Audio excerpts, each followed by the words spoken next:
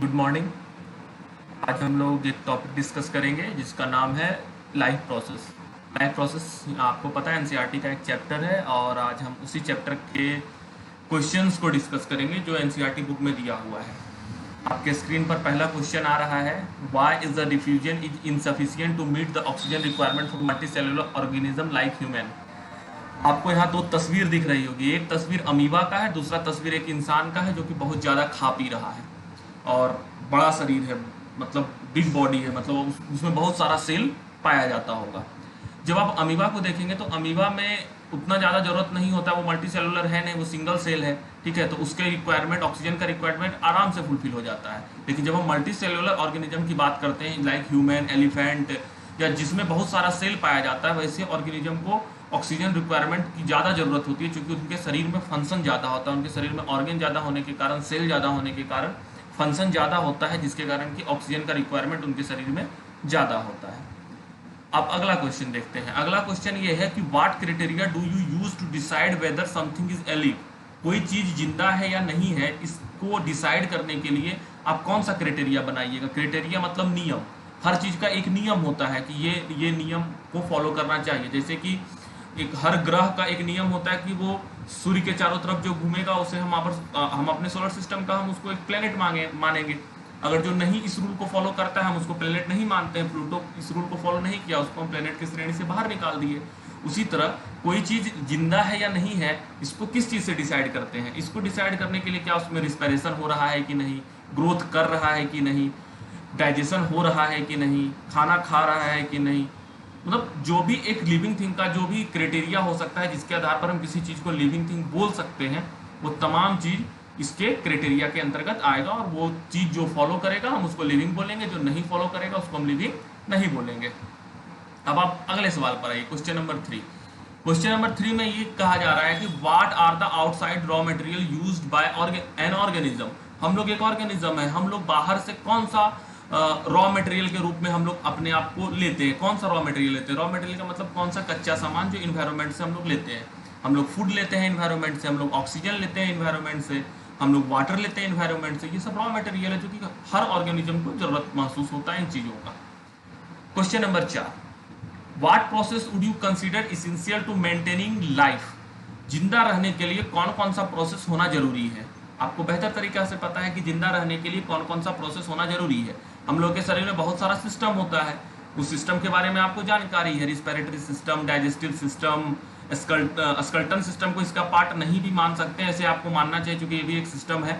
लेकिन आप देखिए सर्कुलेटरी सिस्टम हो गया, फिर आपके शरीर में और भी तमाम तरह का जो सिस्टम चल रहा होता है वो सब इसके प्रोसेस के अंतर्गत आएगा, ठीक है। ब्लड का सर्कुलेशन होना, सांस का लेना, खाना का पचना, खाना के पचने के बाद उसका वेस्ट का बाहर निकलना, ये सभी चीज जो ये डाइजेशन, इंजेशन, ये जो सारा प्रोसेस है, ये सब किस चीज में होना चाहिए? लिविंग थिंग में होना चाहिए। ये क्राइटेरिया लिविंग थिंग के अंदर होना चाहिए। अच्छा, यहाँ पर एक चीज जरूर नोट करके रखिएगा कि रिप्रोडक्शन भी एक प्रोसेस है, लेकिन रिप्रोडक्शन को हम लोग लाइफ का एक प्रोसेस नहीं मानते, क्योंकि रिप्रोडक्शन एक ऐसा प्रोसेस है जो कि इंसान की आबादी बढ़ाने के लिए उस प्रोसेस का जरूरत पड़ता है, ना कि इंसान को जिंदा रहने के लिए उस प्रोसेस का जरूरत पड़ता है। इंसान विदाउट इस प्रोसेस से गुजरे वो अपना जिंदा रह सकता है, वो लाइफ जी सकता है, इसलिए इसे हम लोग लाइफ प्रोसेस में इसेंशियल पार्ट नहीं मानते हैं। अगला सवाल, क्वेश्चन नंबर 5, बहुत ही आसान सवाल है। What is the difference between autotrophic and heterotrophic nutrition. Autotrophic का मतलब सिंपल सा है कि जो अपना खाना खुद बनाएगा। ऑटोट्रॉपिक जो अपना खाना खुद से नहीं बनाएगा वो हेटेरोट्रॉपिक। आप सबको पता है हम लोग तो अपना खाना खुद से बनाते नहीं है।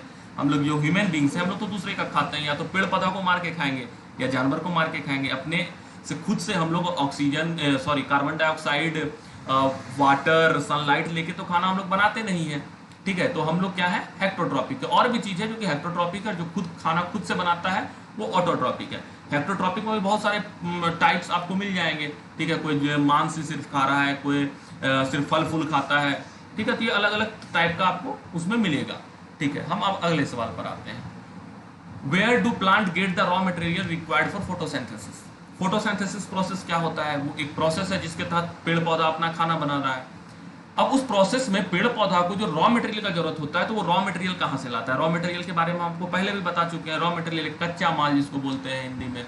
तो कच्चा सामान जो कि फोटोसिंथेसिस करने के लिए जरूरत होता है। तो फोटोसिंथेसिस के लिए जरूरत क्या है?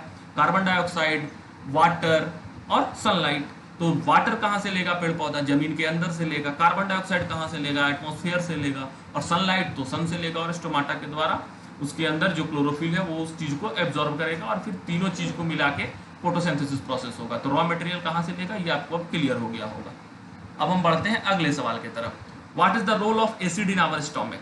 अच्छा, यहाँ पे थोड़ा सा आपको समझना होगा कि जब हम लोग खाना खाते हैं तो फूड कहाँ से जाता है? सबसे पहले तो माउथ से गुजरता है, माउथ से ओसोफेगस के थ्रू सारा फूड स्टोमक में पहुंचता है। और माउथ के अंदर किस चीज का डाइजेशन होता है? आप कमेंट बॉक्स में बताइएगा किस चीज का डाइजेशन माउथ के अंदर होता है और कौन सा ग्लैंड माउथ के अंदर सेक्रेट होता है।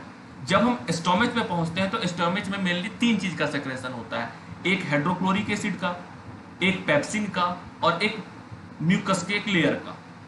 तो आप बताइए कि HCl का काम क्या होता है? HCl का काम होता है, जो आपका यह सवाल है कि रोल क्या है HCl का, तो HCl का रोल होता है कि पेप्सिन को एक्टिवेट कर देना ताकि वो प्रोटीन को जाके पचा सके। प्रोटीन को डाइजेस्ट करने में पेप्सिन जो रोल करेगा, मतलब कि पेप्सिन को एक्टिवेट करना। एक्टिवेट करने का मतलब क्या है? आपको पता है कि कुछ ऐसे स्टूडेंट होते हैं क्लास में जो कि लास्ट बेंच पर बैठे हैं, शांति से चुपचाप बैठे हुए हैं, लेकिन जब बजेगा डीजे तो फिर आप देखिए कि वो इंसान एक्टिवेट हो गया, पूरा डांस करने में के मोड में आ गया, पूरे एंटरटेनमेंट के मोड में आ गया। क्यों आ गया? क्योंकि डीजे उसको एक्टिवेट करने का काम किया। बिल्कुल उसी तरह से आप समझिए कि एसिड जो है वो पेप्सिन को एक्टिवेट करता है। और पेप्सिन क्या करता है? वो जाता है आपके स्टोमच में ही होता है, जो कि प्रोटीन को पचाने का काम करता है। और म्यूकस का लेयर का काम क्या होता है? ताकि उस एसिड से आपके पेट को कोई नुकसान ना हो जाए, उससे बचाने के लिए एक म्यूकस का लेयर, प्रोटेक्टिव लेयर होता है, जो कि आपको एसिड के अटैक से आपके पेट को बचा के रखता है। What are the function of digestive enzyme? Digestive enzyme का फंक्शन क्या है? बहुत सारा एंजाइम आपके शरीर में निकलता है। तमाम तरह का एंजाइम अलग अलग प्रकार के चीजों को पचाने में मदद करता है। कोई प्रोटीन को पचा रहा है, कोई फैट को पचाने में मदद करता है, कोई कार्बोहाइड्रेट को पचाने में मदद करता है। तो हर डाइजेस्टिव एंजाइम का अपना अलग अलग फंक्शन है। आप उस एंजाइम का एक जगह नाम कलेक्ट कर लीजिए और उसके फंक्शन को दूसरे साइड में आप उस फंक्शन को लिख लीजिए, आपको क्लियर हो जाएगा। चार्ट के फॉर्म में आप इसका आंसर लिख सकते हैं। Question number 9, how is a small intestine design to observe digested food? Digested food को स्मॉल इंटेस्टाइन कैसे एब्जॉर्ब करता है? फिंगर लाइक स्ट्रक्चर उसके अंदर पाया जाता है, उस फिंगर लाइक स्ट्रक्चर से उस फूड को एब्जॉर्ब किया जाता है। ठीक है, और अब हम आते हैं अगले सवाल पर। हमारा अगला सवाल है, what are the advantage over the aquatic organism over an aquatic organism does a terrestrial animal have regard to obtain oxygen for respiration? हम लोग टेरेस्ट्रियल ऑर्गेनिज्म जो जमीन पर रहता है, और एक्वेटिक ऑर्गेनिज्म वो ऑर्गेनिज्म जो कि पानी के अंदर है, समुद्र के अंदर है, नदी के अंदर है। तो मछली और टेरेस्ट्रियल में हम लोग आ गए। तो हम लोग जो सांस लेते हैं वो 1 मिनट में लगभग 20 से 22 बार लेते हैं, लेकिन एक्वेटिक ऑर्गेनिज्म को ज्यादा बार सांस लेना पड़ता है। ऐसा क्यों होता है? ऐसा इसलिए होता है कि हम लोग हवा में है तो ऑक्सीजन हवा में आसानी से घुला हुआ है, तो हम लोग आराम से सांस धीरे धीरे भी लेते हैं तो हम लोगों का काम हो जाता है। लेकिन एक्वेटिक ऑर्गेनिज्म को बहुत तेजी से सांस खींचना पड़ता है, क्योंकि उसको पानी के अंदर से ऑक्सीजन निकालना पड़ता है, इसलिए उसको थोड़ा सा मुश्किल होता है। हम लोगों को ये एडवांटेज है, हम लोगों के लिए बेनिफिशियल है कि हम लोग धीरे धीरे भी सांस लेते हैं तो हम लोगों का काम हो जाता है। अगला question, what are the different ways in glucose oxidized to provide energy in various organism? आप ये चार्ट देख रहे हैं, आपके बुक में भी ये चार्ट होगा। ग्लूकोज है जो कि साइटोप्लाज्म के अंदर पैरोवेट में टूटता है, जो कि 3 कार्बन का मॉलिक्यूल होता है और एनर्जी बनता है। अगर उसमें ऑक्सीजन मिलेगा, ऑक्सीजन के प्रेजेंस में वो है, तो इथेनॉल अब्सेंस ऑफ ऑक्सीजन है और ये ईस्ट में होता है, जिस फेगमेंटेशन प्रोसेस है लुईस पास्चर के द्वारा इसका खोज किया गया था, जिस प्रोसेस का इस्तेमाल हम लोग शराब बनाने में करते हैं। इथेनॉल 2 कार्बन मॉलिक्यूल है, इसके बारे में आप लोग कार्बन एंड मॉलिक्यूल चैप्टर में पढ़ेंगे। इथाइल, मिथाइल, इथेनॉल और तमाम चीजों के बारे में हम लोग 4th चैप्टर में देखेंगे। कार्बन डाइऑक्साइड और एनर्जी। अगर पैरोवेट लैक ऑफ ऑक्सीजन में टूटा, लैक ऑफ ऑक्सीजन का कंडीशन कब बनता है? जब हम लोग दौड़ रहे होते हैं, तेजी से सांस खींच रहे होते हैं, उस कंडीशन में लैक्टिक एसिड और एनर्जी बनता है। लैक्टिक एसिड के कारण हम लोगों के पैर में दर्द होता है दौड़ने के बाद। और तीसरा केस जब प्रेजेंस ऑफ ऑक्सीजन में करते हैं, यानी कि ऑक्सीजन की मात्रा बहुत ज्यादा मात्रा में हम लोगों को मिल रही है, ऐसा प्रोसेस माइटोकॉन्ड्रिया के अंदर होता है और इसमें कार्बन डाइऑक्साइड, वाटर और एनर्जी रिलीज होता है। एक बात याद रखिएगा कि इसमें जब प्रेजेंस ऑफ ऑक्सीजन में हम लोग रिस्पिरेशन करते हैं तो हम लोगों को ज्यादा एनर्जी मिलता है। ठीक है, अब उम्मीद करते हैं आपको ये समझ में आ गया होगा। अब आते हैं हम लोग अगले सवाल पर, 12th नंबर पर। 12 नंबर सवाल में जो है, 12 नंबर सवाल में जो बोला जा रहा है, how organism and carbon dioxide transported in human beings? Human beings में ऑक्सीजन और कार्बन डाइऑक्साइड कैसे ट्रांसपोर्ट किया जाता है? सबको पता है कि ऑक्सीजन जो होता है वो हेमोग्लोबिन के थ्रू ट्रांसपोर्ट शरीर में किया जाता है, और कार्बन डाइऑक्साइड भी ब्लड के थ्रू ही लंग्स तक पहुंचता है। वो दो तरह का आर्टरी और वेन होता है। तो जो डीऑक्सीजनेटेड ब्लड होता है जिसमें कार्बन डाइऑक्साइड भी मिला होता है, वो वेन के थ्रू हमारे हार्ट में पहुंचता है। हार्ट उसको पंप करके लंग्स में ले जाता है। लंग्स में एल्वोलाई उसके अंदर ऑक्सीजन मिला देता है, और फिर ऑक्सीजनेटेड ब्लड वहां से पूरे शरीर में फैल जाता है। ये इसी तरह ये पूरा प्रोसेस बार बार रिपीट करते रहता है, तब तक रिपीट करता है जब तक इंसान जिंदा है। और जब इंसान मर जाता है तो ये प्रोसेस ऑटोमेटिक बंद होता है। पहले ये प्रोसेस बंद होता है, तब इंसान मरता है।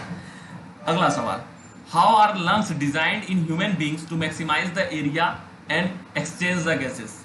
लंग्स के अंदर एल्वोलाई होता है। एल्वोलाई बैलून लाइक स्ट्रक्चर होता है। जब हम सांस तेजी से खींचते हैं तो वो बैलून के अंदर हवा जाता है, और बैलून अपने साइज को इंक्रीज करता है, फैलता है, और जिसके कारण कि बहुत ज्यादा मात्रा में हवा हम लोग के अंदर जाता है, और फिर हम लोग का जो चेस्ट होता है वो फैल जाता है, और फिर जब सांस को छोड़ते हैं तो वो सिकुड़ जाता है। ये प्रोसेस चलते रहता है। इसका भी संबंध उसी तरह है, जब तक इंसान जिंदा है तब तक ये प्रोसेस है, मतलब जब तक ये प्रोसेस है तब तक इंसान जिंदा है।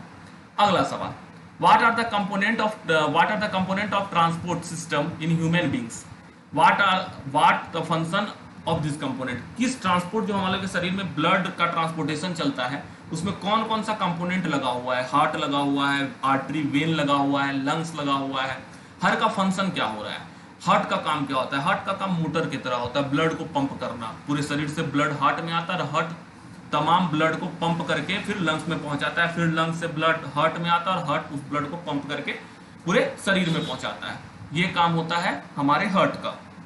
उसके बाद जो नर्व्स होता है, जो आर्टरी होता है, जो वेन होता है, वो उस ब्लड को कैरी करता है पूरे शरीर में, ठीक है। और जो ब्लड होता है उसके अंदर आरबीसी होता है, ठीक है। आरबीसी रेड ब्लड सेल वो ऑक्सीजन को हेमोग्लोबिन के माध्यम से पूरे शरीर में घोलने में मदद करता है। फिर उसी ऑक्सीजन के मदद से हम लोगों को का फूड जो होता है, जो अभी हम यहाँ पर ऊपर वाले प्रोसेस में देख रहे थे, प्रेजेंस ऑफ ऑक्सीजन में हम लोगों को एनर्जी मिलता है, ठीक है। ये प्रोसेस पूरा शरीर के अंदर चलते रहता है। यानी आप मेनली इसमें जो कंपोनेंट हो गया, मेरा हार्ट हो गया, मेरा नर्व्स हो गया, और ब्लड हो गया, ब्लड के अंदर आरबीसी हो गया, ठीक है। Question number 15, what is necessary to separate oxygenated and why it is necessary to separate oxygenated and deoxygenated blood in mammals and birds? अब आप देखिए कि ऑक्सीजनेटेड ब्लड और डीऑक्सीजनेटेड ब्लड ये दोनों सेपरेट होता है मैमल्स में और बर्ड्स में। मतलब कि दो अलग अलग नर्व्स के थ्रू ऑक्सीजनेटेड ब्लड और डीऑक्सीजनेटेड ब्लड कैरी किया जाता है। ऐसा क्यों किया जाता है?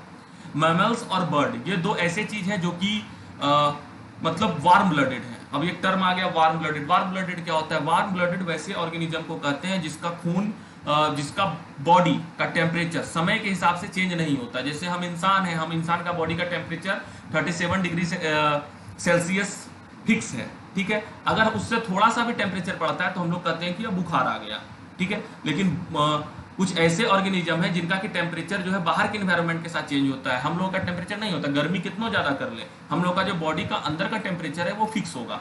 तो इस टेम्परेचर को फिक्स रखने के लिए शरीर को ज्यादा एनर्जी का जरूरत होता है, जिसके कारण कि ऑक्सीजनेटेड ब्लड और डीऑक्सीजनेटेड ब्लड को अलग कर दिया जाता है। अब एग्जाम्पल ले लीजिए आप सांप का। सांप में ऐसा नहीं होता है, सांप कोल्ड ब्लडेड है, तो उसके कारण क्या होगा कि सांप जो होता है वो ठंडा के समय में जमीन के अंदर चला जाता है, क्योंकि उसका बॉडी का टेम्परेचर बहुत ज्यादा कम होने लगता है, ठीक है। तो जैसे ठंडा आता है सांप के लिए लॉकडाउन लग जाता है, छिपकली के लिए भी लॉकडाउन लग जाता है, ठीक है। क्यों? क्योंकि वो अपने बॉडी के हिसाब, अपने मौसम के हिसाब से अपने टेम्परेचर को बदल नहीं सकता है। तो ये इतना सवाल था जो कि अभी हमने डिस्कस किया। और इसमें से किसी सवाल में अगर आपको समझने में प्रॉब्लम हुआ हो तो आप कमेंट बॉक्स में बताएं कि ये सवाल क्लियर नहीं हुआ। और अगर कोई और टॉपिक हो जो कि आपको समझ में नहीं आ रहा हो तो आप कमेंट बॉक्स में हमको बताएं कि हमें इस टॉपिक में प्रॉब्लम है, और हम फिर उस प्रॉब्लम को सॉल्व करेंगे, ठीक है। बहुत बहुत धन्यवाद।